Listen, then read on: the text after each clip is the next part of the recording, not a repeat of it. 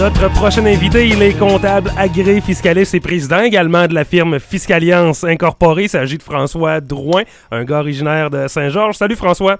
Bonjour Éric. Comment ça va? Ça va très bien. François, ça fait longtemps qu'on s'est pas parlé, puis il s'en est passé des choses en plus depuis ce temps-là. Écoute, si on revient même un peu plus loin que notre dernier entretien, on peut remonter jusqu'à 2008. On avait une belle campagne électorale provinciale où les libéraux se pavanaient. Ah ben oui, on a instauré les fonds des générations. On permet au gouvernement de mettre de côté environ 800 millions de dollars par année pour aider au remboursement de la dette. En ce qui me concerne, quand je pense remboursement de dette, je pense un peu plus à l'ADQ qui propose déjà ça depuis plusieurs années de s'attaquer à la dette.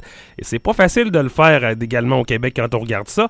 Au mois de mars, on s'est jasé. François, tu nous apprenais que le gouvernement allait faire des déficits pour les 4 prochaines années. On parle à peu près de 3,9 milliards par année de déficit. François Legault, responsable des finances au PQ, lui, a quitté la politique, il a vu ça. Il trouvait pas ça drôle, effectivement. Il a vu le mur qui s'en venait, lui, François Legault. D'ailleurs, il en fait plus de politique. L'ADQ a pas beaucoup d'intention de vote. Actuellement, seulement 7%, même s'ils sont les seuls à parler de remboursement de dette. On s'en va où avec tout ça, François? C'est une excellente question, Éric, et on sait pas trop par où commencer là, avec tous les éléments que tu viens nous donner, mais je pense qu'on peut les décortiquer un peu, un à la fois. Et la première chose, c'est au niveau de la politique, qu'est-ce que les trois partis ont à nous offrir et pensent? Et dans le fond, la question qu'on devrait se poser, c'est est-ce que c'est grave de faire des déficits en ce moment au Québec parce que les partis sont pas d'accord? Ben, et la réponse, c'est ça, François. c'est assez simple, Éric. Ouais. C'est complètement catastrophique, et je le répète, c'est complètement catastrophique de faire des déficits au Québec dans notre situation. François, si tu me permets une parenthèse, oui? Quand je parle de ça à des gens au bureau, entre autres, on me dit « Ouais, mais Eric, quel pays a pas de dette aujourd'hui? » Effectivement, tous les pays ont des dettes. Il y a des bonnes dettes et il y a de la mauvaise dette. La mauvaise dette, c'est de payer son épicerie sur la marge de crédit. La bonne dette, c'est bâtir des ponts, des stades, des routes. Évidemment, on peut pas toujours payer ça comptant. Comme une famille qui s'achète une maison, on lui demande pas nécessairement de payer comptant et on dit pas « Mon Dieu, il vient de te pousser une dette, ça va pas bien ». Par contre, la situation du Québec actuellement, on pourrait la comparer à un individu de 55 ans qui non seulement n'a pas été capable dans toute sa vie de mettre de l'argent de côté, mais en plus, il doit emprunter pour payer son épicerie. Cette personne-là s'en va à la retraite et n'a pas été capable de mettre de l'argent de côté. Comment est-ce qu'elle va faire pour payer ses dettes une fois à la retraite? Le Québec, c'est un peu ça. Je te donne des chiffres. Il y a 10 ans, on avait 5 travailleurs pour chaque retraité. Actuellement, environ 4 travailleurs pour chaque retraité. Dans 10 ans, environ 3 travailleurs pour chaque retraité. Et ça va descendre jusqu'à 2 travailleurs pour chaque retraité. Donc, on voit que le poids des retraités et dans le fond, le nombre de travailleurs va diminuer. On va devoir faire plus avec moins. Non seulement il y a ça, le choc des générations qui est titanesque, mais il y a aussi l'augmentation des coûts de santé. Actuellement, oui. Si on avait la même structure à 4 travailleurs par retraité et qu'on avait les coûts de santé qu'on va devoir supporter dans le futur, on n'aurait pas un déficit de 3, 4, 5 milliards. On aurait un déficit de 15 à 20 milliards. 20 milliards, c'est 20 000 millions par année. C'est gigantesque. Écoute, il y aura beaucoup plus de retraités que de travailleurs bientôt, et c'est ça, une bonne comparaison. Si 4 chevaux ne sont pas capables de tirer une charrue, c'est pas 3 qui vont réussir. Et François Legault, c'est pas de ça qu'il parlait justement? Effectivement, François Legault, pour reprendre son expression, a dit qu'il faudrait sacrifier des vaches sacrées au Québec. C'est quoi, dans le fond? C'est d'offrir des services qu'on n'est pas capable de se permettre. L'Alberta n'a pas des garderies à 7 $.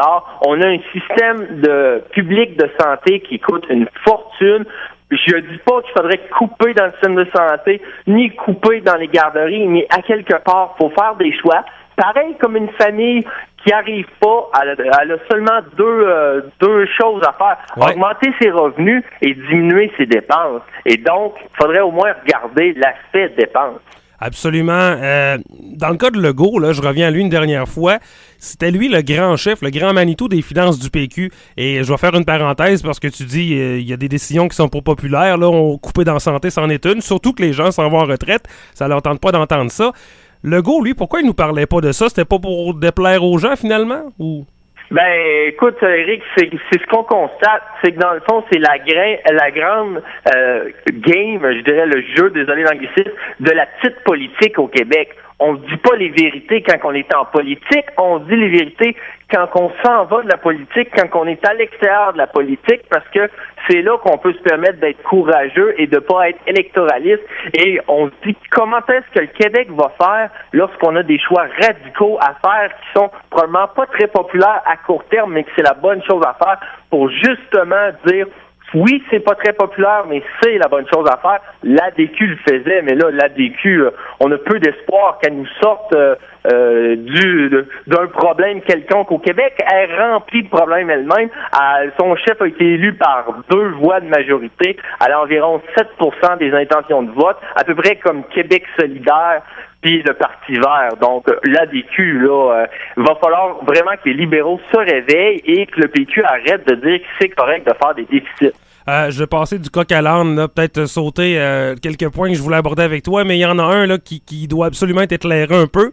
Quand on entendait parler par le Parti québécois qu'il y a 2,6 milliards que le Québec devrait recevoir pour l'harmonisation de la TVQ et de la TPS, l'Ontario, elle va recevoir 4,9 milliards pour s'harmoniser.